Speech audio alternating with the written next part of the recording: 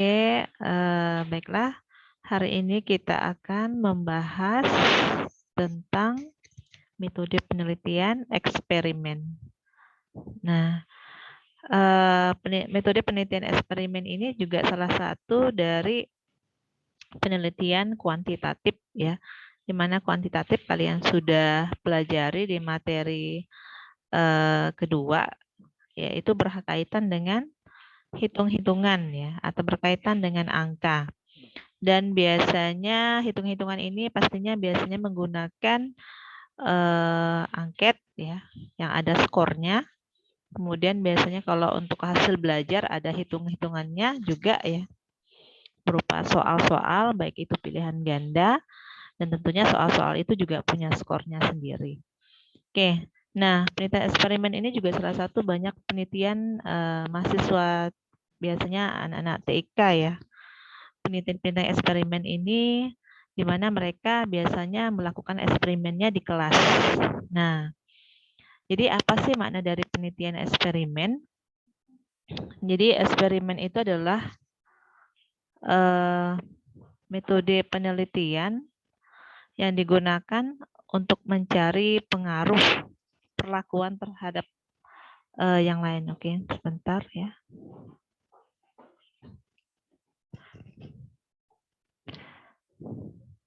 Oke. Jadi ibaratnya mencari perlakuan. Jadi di sini eksperimen ini adalah penelitian yang di mana peneliti itu melakukan treatment. Ibaratnya treatment itu adalah perlakuan yang tujuannya itu untuk mempengaruhi. Nah, kondisi yang terkendalikan. Jadi ini adalah salah satu juga penelitian kuantitatif. Nah, kalau di bidang fisika, judul penelitiannya misalnya pengaruh panas terhadap muai panjang suhu benda. Nah, jadi eksperimen ini adalah di mana variasi panas dan muai panjang itu dapat diukur ya secara teliti dan penelitian dilakukan di laboratorium. Nah, sehingga pengaruh-pengaruh variabel lain itu dapat dikontrol. Nah, jadi karena yang pengaruh panas ini salah satunya adalah variabel yang bisa mengontrol ya terhadap panjang suatu benda. Jadi ibaratnya variabel-variabel lain itu dapat dikontrol. Nah, ini juga salah satu penelitian fisika ya. Nah, ini juga satu penelitian misalnya pengaruh air laut terhadap tingkat korosi logam tertentu. Nah, kalau untuk contoh penelitian eksperimen dalam bidang sosial, misalnya pengaruh diklat yang diberikan kepada para pegawai terhadap prestasi kerja. Nah, jadi prestasi kerja seseorang itu tidak hanya dipengaruhi oleh diklat saja, tetapi oleh variabel lain. Misalnya IQ, pengalaman, pengawasan, pendidikan, dan lain-lain. Sehingga sulit mengukur prestasi kerja. Jadi, prestasi kerja seseorang itu tidak hanya dipengaruhi oleh diklat ya, tapi bisa juga variabel lain. Nah, jadi untuk penelitian sosial tentunya banyak faktor-faktor lain yang mempengaruhi selain dari diklat gitu ya. Nah, bisa IQ-nya, bisa pengalamannya, bisa variabel-variabel lainnya. Nah, jadi sangat sulit untuk dikontrol gitu ya. Nah. Oke, bentuk desain eksperimen itu ada pre-experimental design, ada true experimental design, ada factorial design, ada quasi experimental design. Nah, jadi bentuk desain eksperimen ini ada 4. Nah, kalau ini adalah bentuk dari macam-macam metode eksperimen yang tadi sudah Ibu jelaskan ada 4 ya, ada pre-experimental design ini nanti terbagi lagi nih. Ada one shot case study. Nah, ini adalah bentuk rancangan eksperimennya. Nah, ini adalah bentuk eksperimennya, pre-eksperimental. Ini adalah bentuk eksperimennya. Kalau one shot case study, one group pretest post test, intake group comparison, ini adalah bentuk dari rancangannya. Nah, begitu juga dengan true eksperimen. Ada post test only control, ada pre-test control group design. Nah, faktorial eksperimen, ini salah satu bentuk juga. Kuasi eksperimental itu adalah bentuk dari macam-macam eksperimen. di mana rancangannya itu ada time series, ada non-equivalent gitu ya. Nah, jadi terbagi lagi gitu ya. Oke, kita bahas satu-satu ya. Nah, di sini kita akan bahas tentang pre-experimental design. Nah, jadi pre-experimental ini adalah bentuk atau macam-macam eksperimen di mana ini belum merupakan eksperimen sungguh-sungguh. Karena masih terdapat variabel luar yang ikut berpengaruh. Hal ini terjadi karena tidak adanya variabel kontrol dan sampel tidak dipilih secara random. Nah, jadi diambil misalnya ada 4 kelas, jadi diambil berapa kelas gitu kan. Misalnya hanya kalau pre-eksperimental itu biasanya hanya 1 kelas saja. Nah, bentuk pre-experimental design ini ada macam-macam ya, rancangannya ada one shot case study, one group pretest design, ada one group post-test pretest post-test design, dan intact group comparison. Nah, ini adalah contoh dari one shot case study yang merupakan dari bentuk pre-experimental design. Rancangan salah satunya adalah one shot case study, di mana di sini ada bentuk rancangannya ya. X itu adalah treatment yang diberikan. Nah, kalau O itu adalah observasi atau variabel dependennya. Nah, misalnya terdapat satu kelompok diberi treatment atau pelangkuan dan selanjutnya diobservasi hasilnya. Nah, jadi misalnya terdapat satu kelas ya. Nah, di mana dikasih treatment kemudian barulah diobservasi. Nah, misalnya contohnya pengaruh alat kerja baru diklat terhadap produktivitas kerja.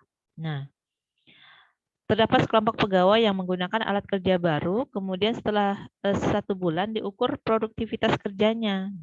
Pengaruh alat kerja harus terhadap produktivitas kerja diukur dengan membandingkan produktivitas sebelum menggunakan alat baru dengan produktivitas setelah menggunakan alat baru. Nah, misalnya selalu menggunakan alat baru, produktivitasnya itu adalah 150 jam. Ini maksudnya 150 jam ya. Dan setelah menggunakan alat baru, produktivitasnya 500 per jam. Nah, jadi pengaruhnya adalah 500 dikurang 150 adalah 350 jam. Nah, gitu ya. Jadi one shot case study ini adalah biasanya untuk satu kelompok. Nah, rancangan yang lain dari bentuk pre-experimental design adalah one group pretest post-test design. Nah, one group pretest post-test design ini bentuk rancangannya seperti ini ya. Nah, cuman di sini bedanya ada pretestnya. Jadi sebelum misalnya kan 001 ini adalah ibaratnya ada pretest.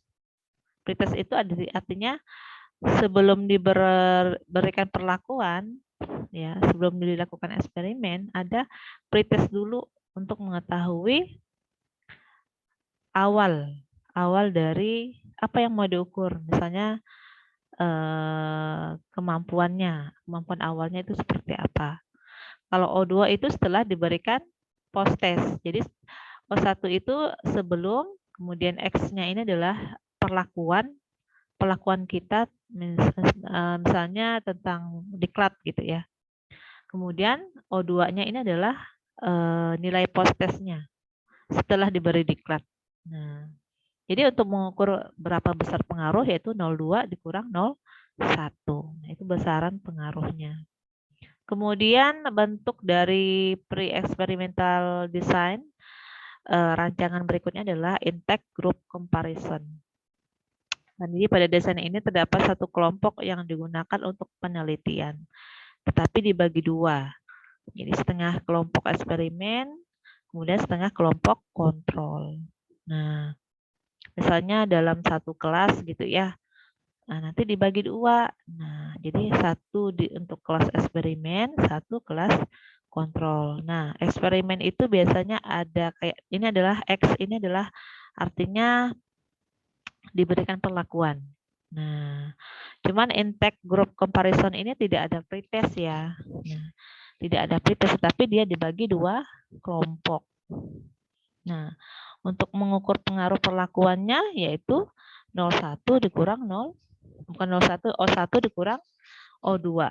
O itu artinya observasi hasil dari pemberian post-testnya itu ya di antara kelas eksperimen dan kelas kontrolnya itu diukur pengaruhnya yaitu 0,1 dikurang 0,2.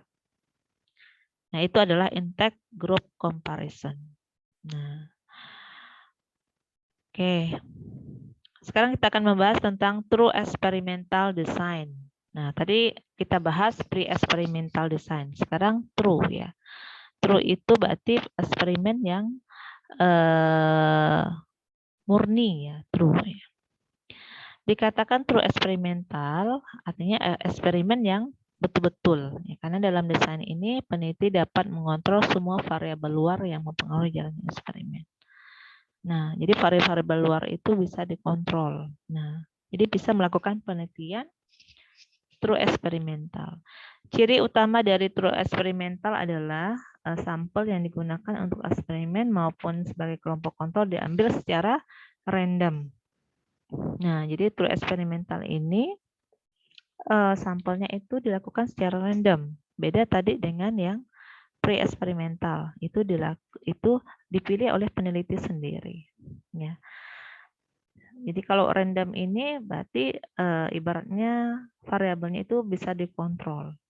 Nah, jadi cirinya adalah adanya kelompok kontrol dan sampel dipilih secara random. Untuk jenis rancangannya ya, di sini kemudian ada dua bentuk desain true experimental, ada post-test only control design dan pretest post-test ya, group design. Nah, post-test only control group design. Nah, di sini bentuk rancangannya bisa dilihat di gambar ya. Ada R, kemudian X, O2. Nah, R ini artinya kelompoknya itu dipilih secara random. Kemudian X-nya itu diberikan perlakuan. Kemudian O2-nya ini adalah setelah diberikan perlakuan maka akan diberikan post-test. Nah, post-testnya itu di akhir setelah diberikan perlakuan. Kemudian kelompok yang kedua itu tidak diberikan perlakuan. Nah, jadi namanya kontrol ya, kelas kontrol.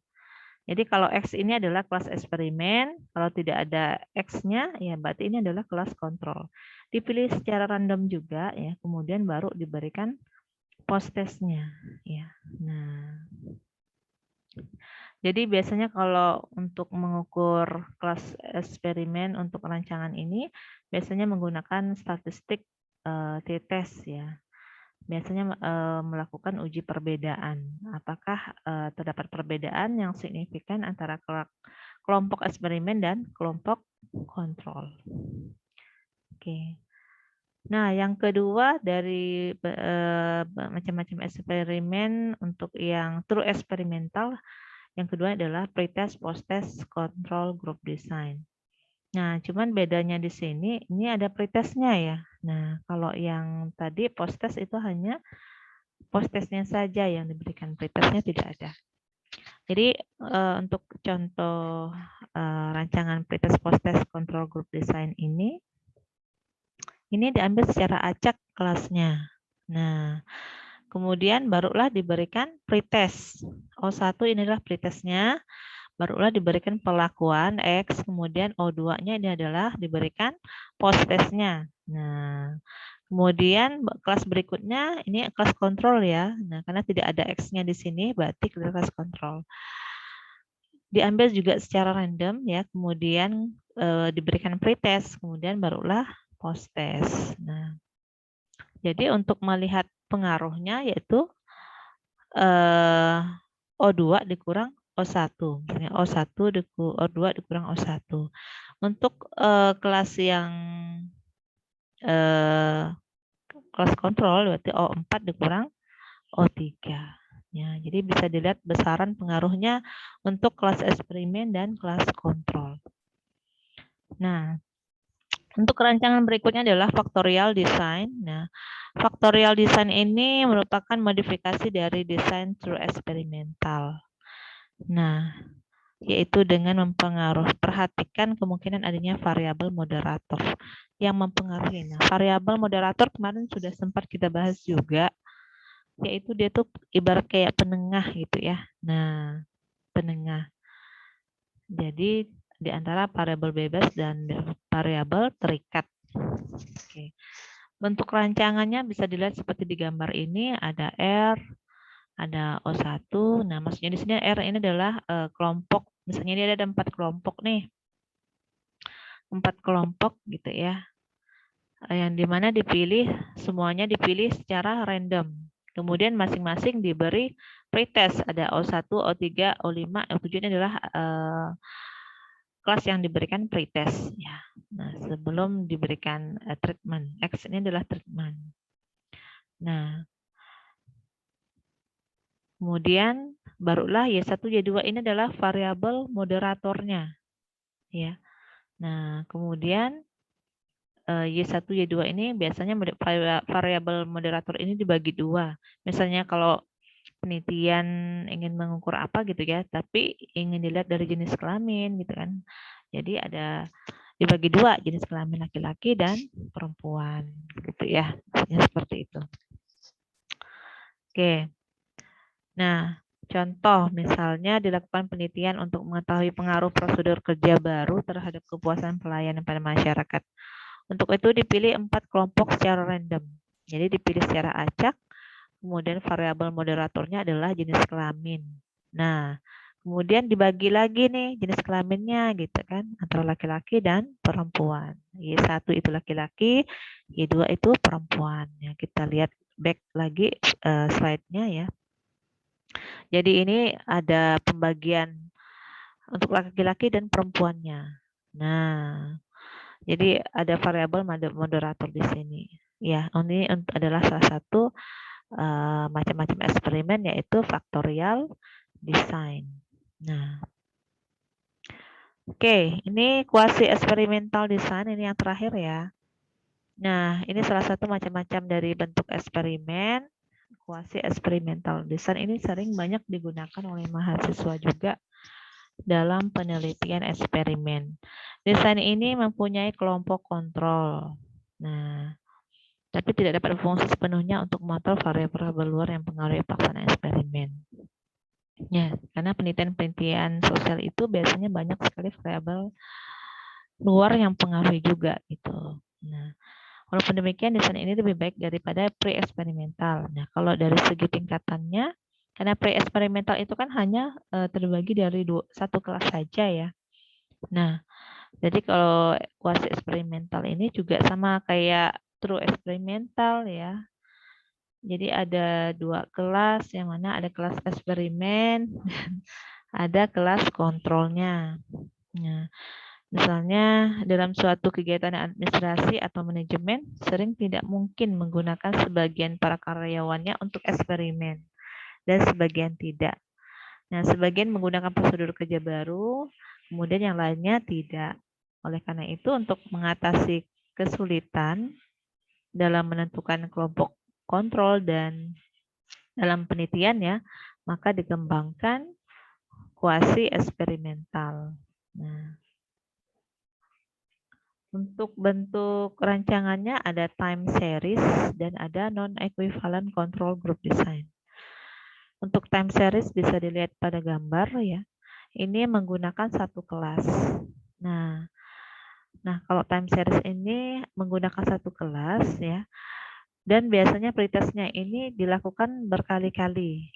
Nah, begitu juga post-testnya juga dilakukan berkali-kali. Misalnya di sini kayak di gambar ini kan ada O1, O2, O3, dan O4 ini adalah pretest. Jadi untuk mengetahui apakah kemampuan awalnya itu sama enggak gitu ya. Nah, sama enggak? Kemudian post-testnya juga dilakukan berkali-kali. Nah, jadi harapannya antara pretest dan post-test itu sama. Jadi stabil gitu ya. Nah. Kemudian contoh yang kedua adalah non-equivalent control group design. Nah, desain ini hampir sama dengan pretest post-test control group design, hanya pada desain ini kelompok eksperimen maupun kelompok kontrol tidak dipilih secara random. Misalnya 01 diberikan 01 itu artinya pretest ya. Misalnya di kelompok eksperimen diberikan pretest, diberikan kelompok kontrol juga 03 ya diberikan pretest. Nah, kelompok eksperimennya itu diberikan treatment berupa X ya, kemudian diberikanlah post test. Untuk kelompok kontrol ya, itu tidak diberikan treatment, kemudian barulah diterapkan post testnya, diberikan post testnya. Cuman non equivalent ini dia tidak random ya. Nah, cuma dipilih aja. Nah, misalnya ada berapa kelas, kemudian dipilih. Kemudian untuk dijadikan kelas eksperimen dan kelas kontrol. Oke. Nah. Oke. Contoh kasusnya misalnya dilakukan penelitian untuk mencari pengaruh perlakuan senam pagi terhadap derajat kesehatan karyawan.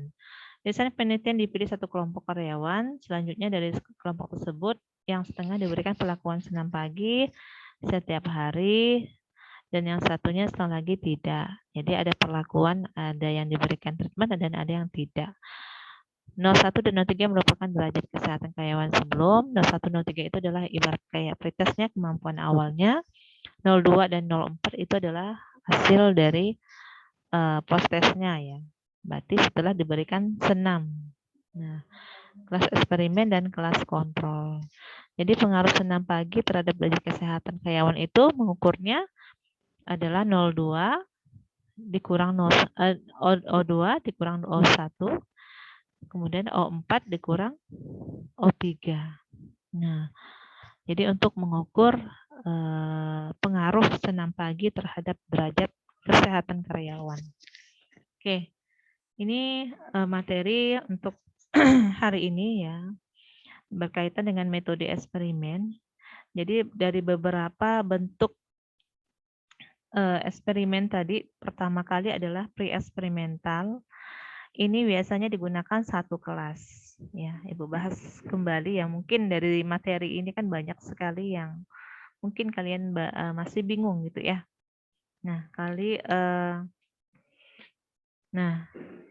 kita lihat diagram saja ya. Jadi macam-macam desain eksperimen itu ada pre-eksperimental ini biasanya hanya menggunakan satu kelas. Nah, karena kondisinya mungkin di sana itu hanya satu kelas gitu ya. Tapi ini penelitiannya agak lemah ya. Nah, karena mengukur sebelum dan sesudah saja. Nah, tanpa ada pembanding dan masih banyak variabel luar yang masih mempengaruhi. Kemudian untuk true eksperimental ini adalah penelitian yang benar-benar eksperimen sungguh-sungguh. Nah, karena dari segi sampel itu misalnya dalam satu kelas, bukan satu kelas ya, dalam satu sekolah, misalnya ingin sampelnya itu adalah anak kelas A, B, C, D gitu ya. Nah, kita pilih secara random. Nah, random berarti kita tetap mengukur kemampuan awalnya. Nah, kemampuan awalnya ini harapannya adalah sama. Sehingga ketika setelah diberikan perlakuan, dengan tidak diberikan perlakuan itu hasil post testnya itu terukur. Nah, jadi biasanya yang sering digunakan adalah true eksperimental. Kemudian kalau faktorial eksperimental, ini adalah penelitian eksperimen di mana ada variabel moderatornya. Moderator itu adalah variabel penengah di antara variabel bebas dan terikat. Nah, misalnya dilihat dari jenis kelaminnya gitu ya, ataupun dilihat dari jenis motivasinya gitu. Jadi sebenarnya ada variabel penengah di sini. Nah, yang terakhir adalah kuasi eksperimental. Ini adalah penelitian pengembangan dari true eksperimental juga. Nah, jadi kuasi eksperimental ini misalnya ada time series, ada non-equivalent control group design. Nah, jadi kuasi eksperimental ini juga sering dilakukan penelitian oleh mahasiswa, biasanya menggunakan jenis yang rancangan non-equivalent. Misalnya dalam satu sekolah itu, misalnya di kelas TKJ ada 2 kelas nih, berarti kelas yang sudah terbentuk. Nah, untuk dilakukan penelitian eksperimen. Nah, gitu ya. Jadi untuk materinya mungkin hari ini sampai di sini saja. Mungkin ada yang mau bertanya dari partisipan, ini sudah 10 orang ya. Silakan kita diskusi kalau memang ada yang mau ditanyakan ya. Karena mohon maaf waktunya singkat, nanti Ibu lanjut lagi rapat. Jadi Bu mohon maaf ya. Kalau memang ada yang mau tanyakan boleh chat nanti di grup, kalau misalnya di diskusi Zoom ini karena waktunya terbatas. Baiklah, dari 9 orang ya. 9 orang ini ada yang mau ditanyakan enggak nih? Ada?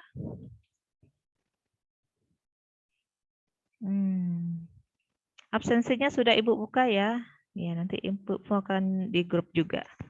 Baiklah, dari Upin, kemudian ada Serapianus, Semina Abninelli, Eko Zulkarnain, Adrian Mardinata, Novi Alianti, siapa lagi nih? Ananda Fitriana, Randy. Nah, ada yang mau tanyakan enggak nih? Oke, mungkin masih bingung ya. Nah, nanti ada kalau misalnya ada waktu, nanti minggu depan kalau misalnya ada waktu, Ibu jelaskan untuk jenis penelitian eksperimen ini, contoh dari skripsinya ya, biar kalian paham. Ya, biasanya kalau enggak dicontohkan kurang paham gitu ya. Kayak gimana sih penelitian eksperimen gitu ya. Dari mulai latar belakangnya, kemudian dari metode penelitiannya gitu kan, bentuk rancangannya, pembahasan bab 4-nya kayak gimana. Tapi biasanya ini lebih ke kuantitatif ya, karena berkaitan dengan hitung-hitungan. Karena kita ngukur dari sebelum dan sesudah dilakukan eksperimen. Nah, itu. Oke, ini tidak ada suaranya. Apakah cukup?